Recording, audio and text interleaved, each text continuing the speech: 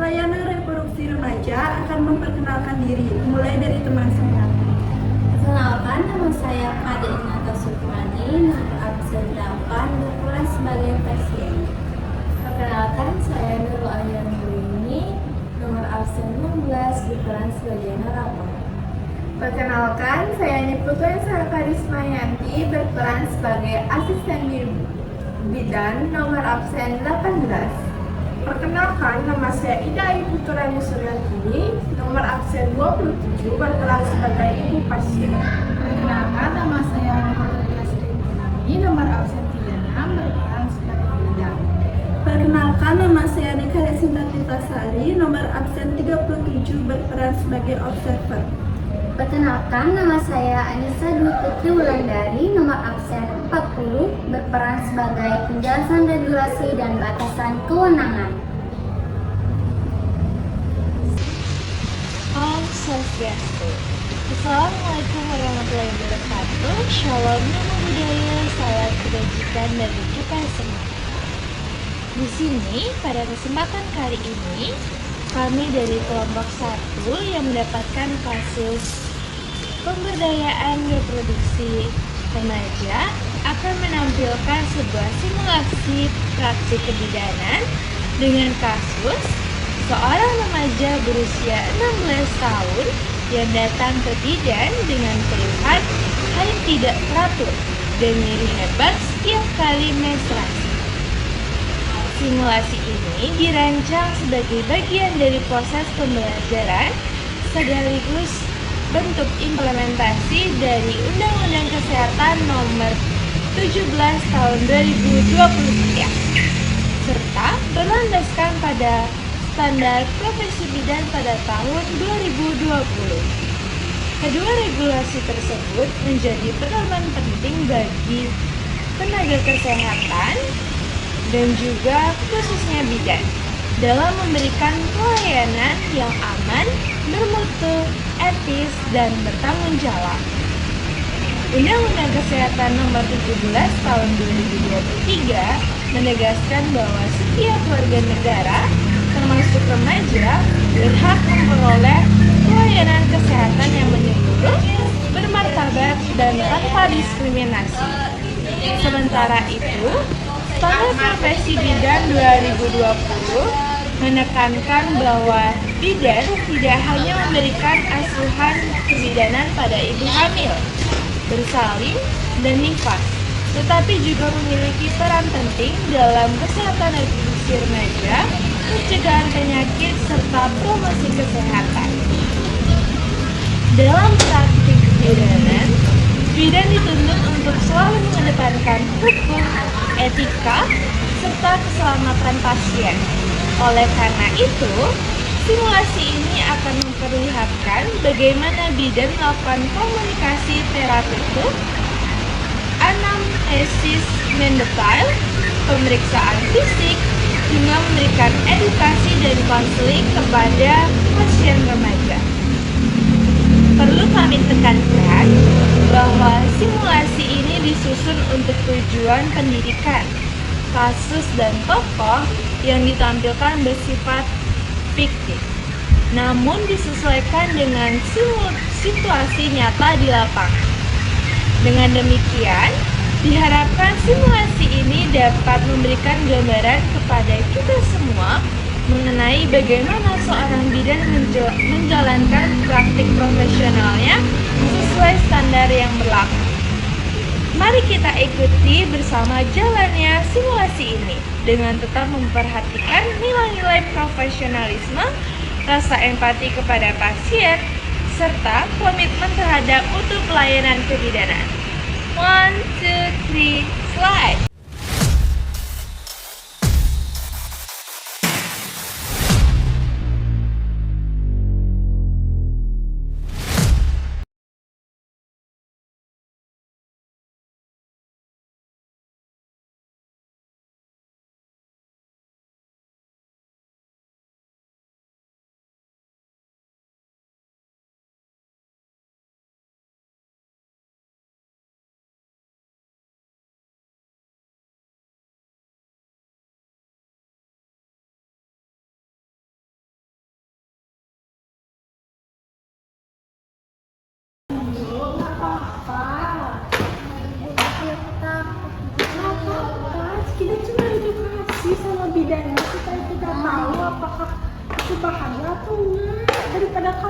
kesakitan terus-menerus?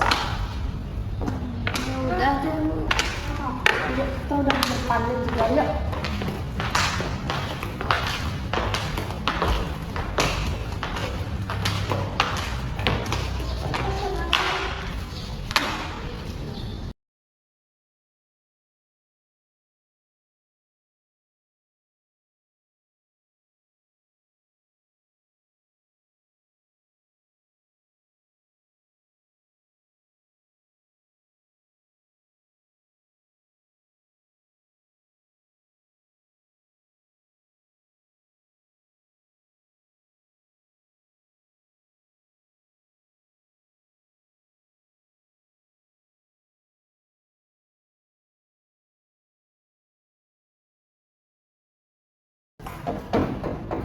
Permisi, Ibu. Iya, kenapa Ibu? Bu, di sini saya mau konsultasi tentang anak saya ke ibu bidannya tentang menstruasi yang kurang lancar, Ibu. Oh gitu, sebentar ya saya catat dulu yang untuk nomor. Atas nama siapa Ibu? Ning Nata, Ibu. Oh, bentar ya. Iya. Oh, nanti nomornya nomor 2 Ibu ya. Nanti saya akan panggil dulu ya, soalnya masih ada pasien. Jadi saya akan tunggu dulu Bu, saya antar. Baik, Ibu. Terima kasih.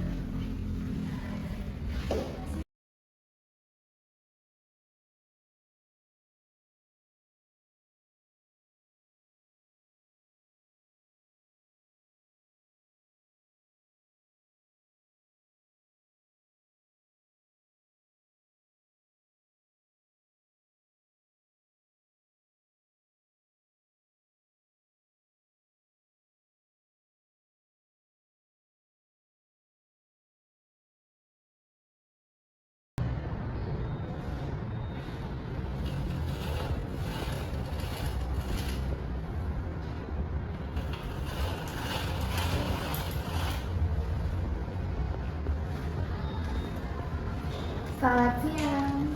Apa benar Ibu dengan pasien Ninata? Iya, benar, Ibu. Ayo Ibu silakan masuk.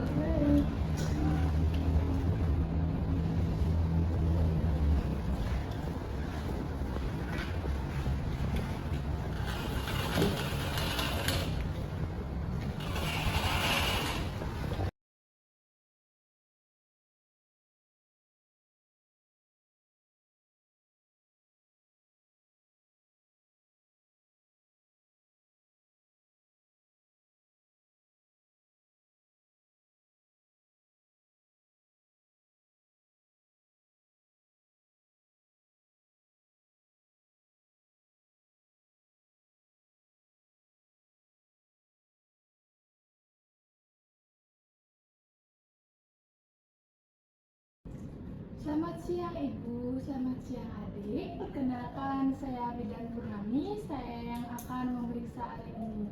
Ada yang bisa saya bantu Ibu, Adik?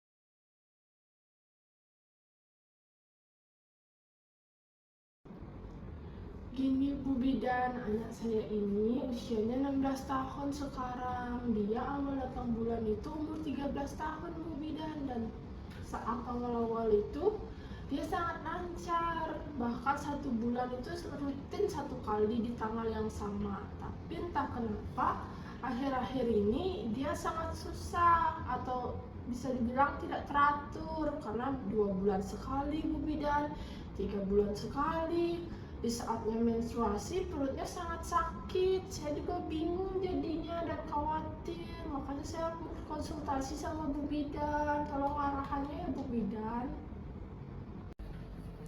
Oh, jadi begitu. Berarti adiknya ada masalah di siklus menstruasinya Ibu. Baik Ibu, di sini saya akan menanyakan beberapa hal. Tolong dijawab dengan jujur ya Adik, supaya bisa membantu saya dalam proses pemeriksaan. Dan ibunya juga boleh menambahkan jika ada hal yang terlewat dijelaskan oleh adiknya. Baik, Baik, Ibu.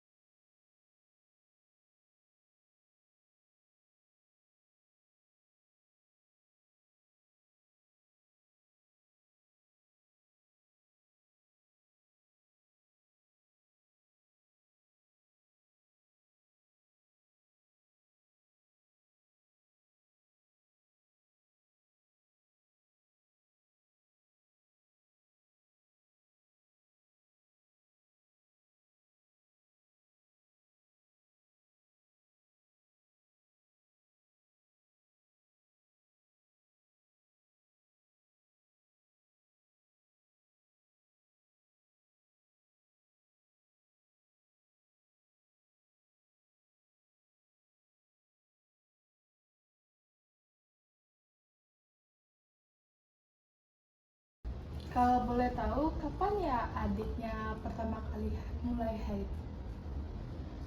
Waktu umur 13 tahun, Bu. Sejak pertama kali haid, apakah siklus sudah teratur atau sering berubah-ubah? Berubah, Bu. Kadang sebulan sekali, kadang 2 bulan sekali haidnya. Kalau keluar, biasanya berlangsung berapa hari ya, adik?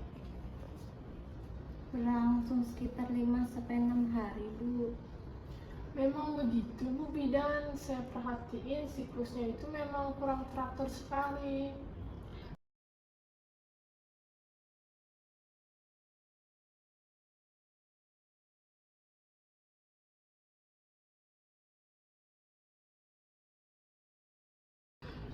Kalau boleh tahu, selama haid darahnya keluar banyak atau tidak, adik?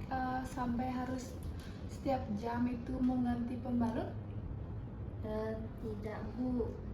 Kalau hari pertama dan kedua itu deras sekali. Kalau setelah itu sudah berkurang, Bu. Nyeri haidnya itu seperti apa ya? Tolong bisa diceritakan. Biasanya itu rasanya sakit sekali di perut bagian bawah, Bu. Kadang sampai pinggang, sampai saya nggak bisa sekolah, cuma tiduran di kamar aja.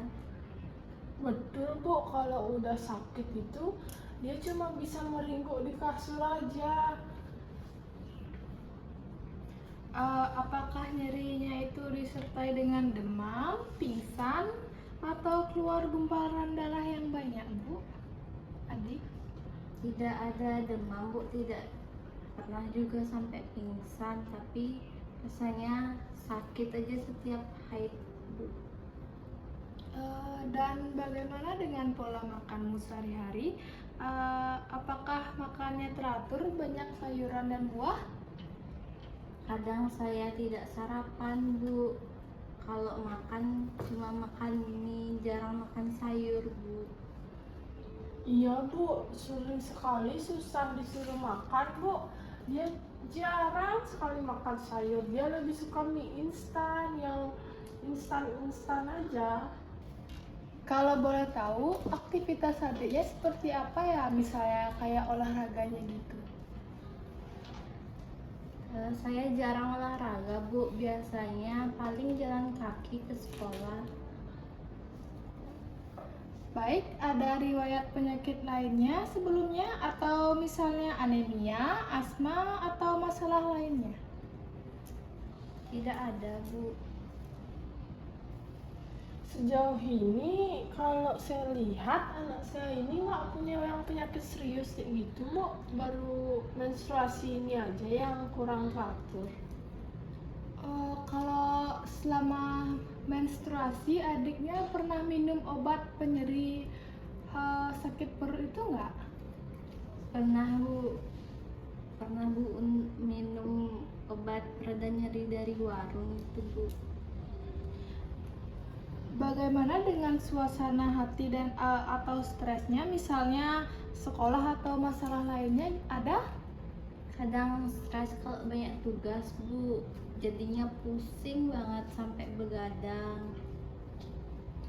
Memang begitu, Bu. Kalau lagi masa-masanya ujian itu muka dia sering sekali merasa cemas dan dia itu sering sekali menutup diri dan diam di kamar, Bu. Saya juga jadi khawatir kadang-kadang. Oh, kalau boleh tahu, saya mau bertanya, apakah di keluarga ibu ada keluhan yang sama, atau misalnya ibu dulu kalau kalau lagi haid itu sering sakit perut kayak adiknya? Memang begitu Bu, kalau untuk keturunan kayaknya dia keturunan dari saya deh Bu. Saya dulu waktu muda itu memang sering sekali menstruasinya itu nggak teratur.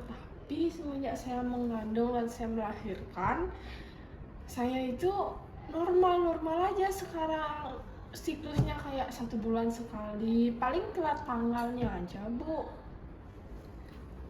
Oh, kalau begitu berarti di sini sebelumnya keluarganya ada yang punya masalah seperti ini juga ya?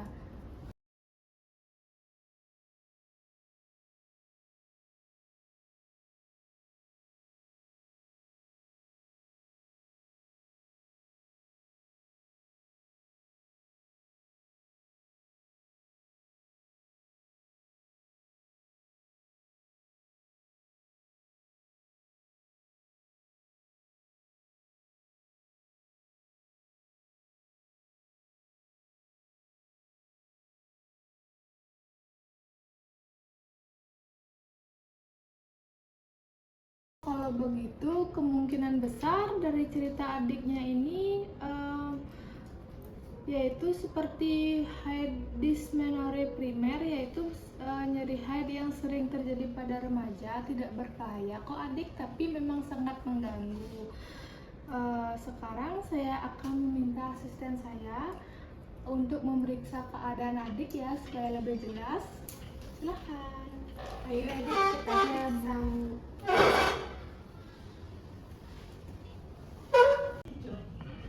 Oke adik, boleh berbaring dulu.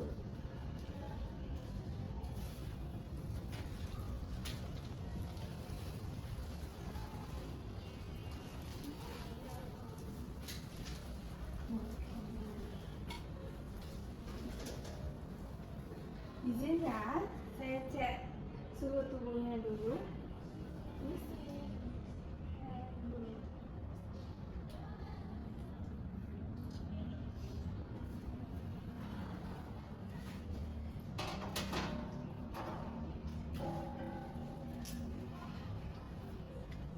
Izin ya.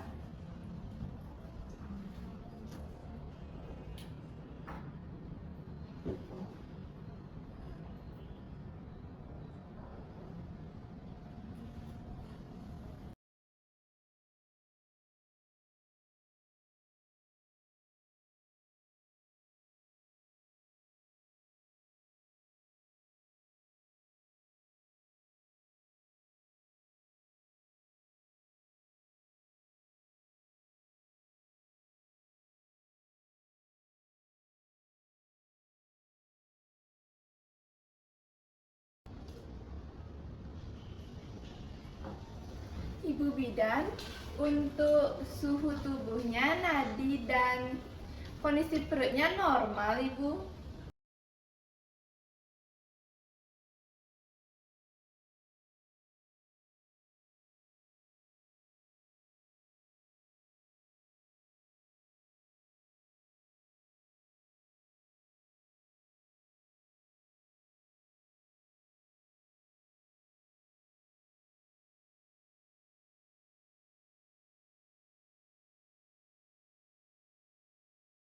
Bagus, dan sekalian tolong cek apakah ada pucat di telapak tangan atau di kelopak mata, soalnya di sini disertai dengan nyeri haid seperti anemia.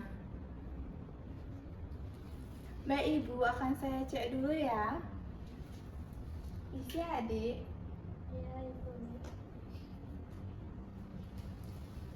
Isi.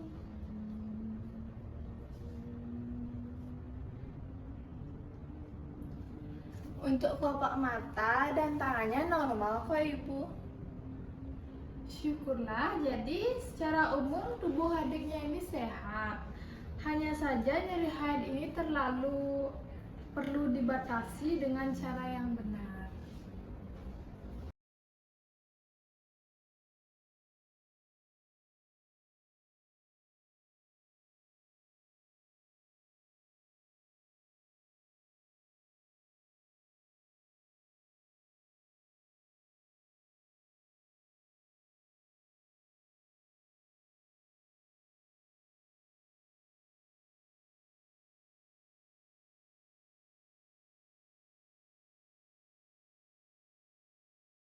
Ayo adik, kita kembali ke Ibu bidan dulu yuk. Ibu.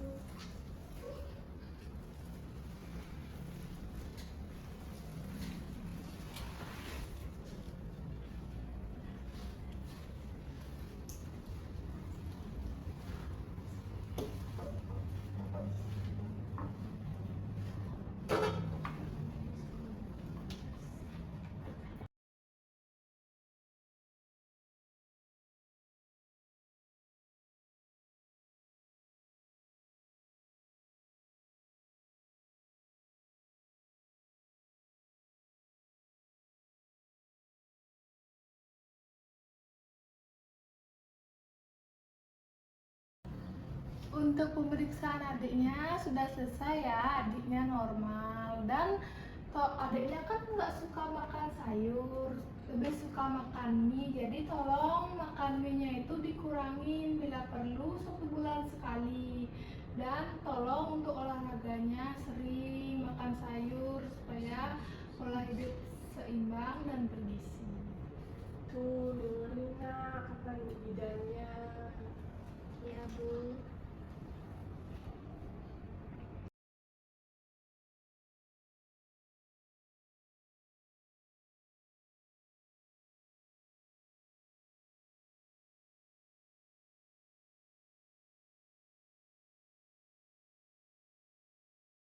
Terima kasih ya Bu Bidan, atas edukasinya. Saya udah gak khawatir lagi sekarang dengan kondisi anak saya. Sekarang jujur sekali bulan-bulan lalu itu sangat khawatir sekali dengan keadaan dia. Dan makasih juga udah mau meriksa anak saya dan ternyata dia sehat. Nanti saya akan usahain untuk dia hidup sehatnya lebih sehat lagi dan olahraganya. Terima kasih Bu.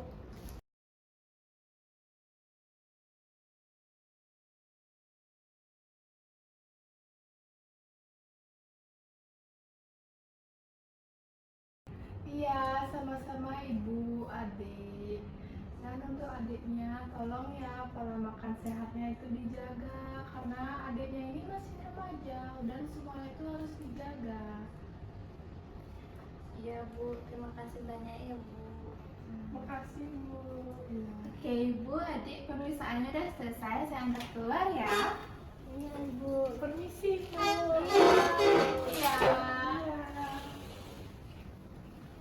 Makasih Bu. Iya, makasih Ibu, sehat selalu.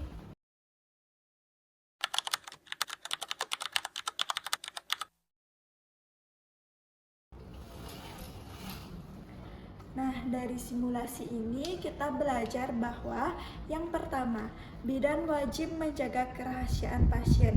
Yang kedua, bidan harus memberikan pelayanan sesuai dengan kewenangan. Yang ketiga, edukasi dan konseling menjadi kunci utama dalam pelayanan remaja. Dan yang terakhir adalah rujukan harus dilakukan apabila terjadi tanda bahaya.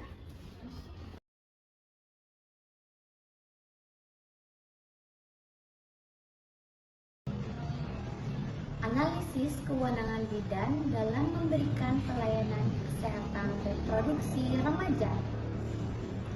Menurut pasal 22 UU nomor 17 tahun 2023 dan standar profesi bidan tahun 2020, bidan memiliki kewenangan memberikan pelayanan kebidanan dasar yang mencakup 1.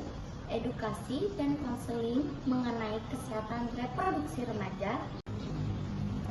Yang kedua, pemeriksaan dasar meliputi amnesis, pemeriksaan fisik sederhana, dan tindakan kebidanan yang tidak memerlukan keterampilan medis dokter.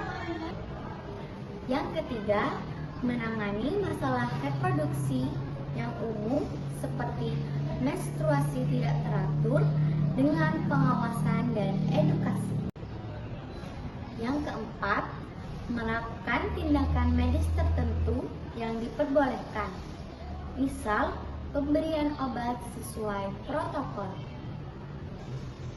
Yang kelima, merujuk pasien ke dokter jika ditemukan tanda-tanda masalah yang memerlukan penanganan lanjutan, seperti pemeriksaan USG atau tindakan medis khusus. Yang keenam, kewenangan ini mengedepankan keselamatan pasien dengan tidak melakukan tindakan di luar kompetensi bidan. Selanjutnya, berdasarkan pasal 4 huruf II nomor 17 tahun 2023 yang mencakup yang pertama, bidan wajib menjaga kerahasiaan informasi yang diberikan oleh pasien, termasuk data kesehatan reproduksi remaja. Yang kedua, komunikasi harus dilakukan dengan rasa hormat, empati, dan tanpa menghakimi. Yang ketiga, pasien remaja diberi rasa aman dan nyaman agar bersedia membuka informasi secara lengkap. Yang keempat, informasi tidak boleh disebarluaskan tanpa izin pasien, kecuali yang membahayakan keselamatan pasien atau pihak lain. Yang terakhir atau yang kelima, kerahasiaan ini penting untuk membangun kepercayaan dan efektivitas pelayanan kebidanan.